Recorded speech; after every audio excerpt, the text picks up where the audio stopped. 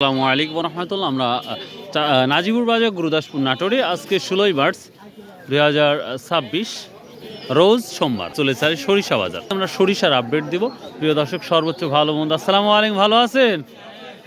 আর একবার চাষ করটু নাজিরপুর অবস্থা হ্যাঁ, কি দাম টাম বলছেন? বেশি করে বলেন। সর্ষের দাম এগুলি 3032।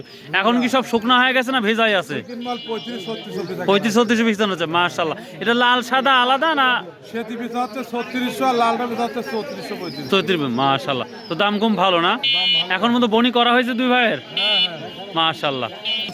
এর দাম বলেছে রস আছে তো, এইটি অত দাম হবে না নি। আচ্ছা, কিভাবে বুঝেন রস আছে ভাই? সুইকেন মাল ভাঙি যায় আর লরম মাল চিটকা যায়। ও, আর হাতেও লাগি থাকে না? বাহ, একটা অভিজ্ঞতা শিখলাম। এই সরিষা বাজারে একটা তথ্য দিয়ে দিই, খেজুরের গুড় এখন উঠতেছে, যদি কারো প্রয়োজন হয় যোগাযোগ করতে পারেন ইনশাল্লাহ। ভাই, ধান ছেড়ে সরিষা চলে আসছেন, আজ কি অবস্থা সরিষার?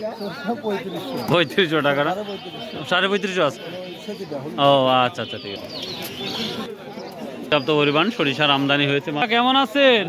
বাপধন কত নিয়ে আসছেন আজকে? মাত্র 11 বস্তা। তা কয় মন? প্রায় 15-16 মন।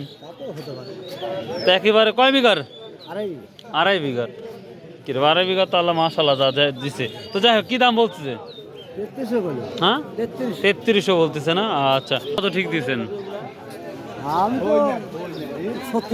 3600 কইছেন। এর ভেজা আছে নাকি?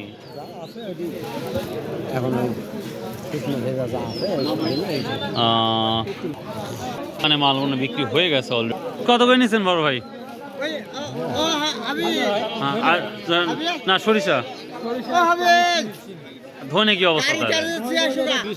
3200 না? নতুন না? নতুন কালার তো নাই দেখতেছি। না, কালার নাই, ভেজা। আর সর্ষে দেখলাম 25।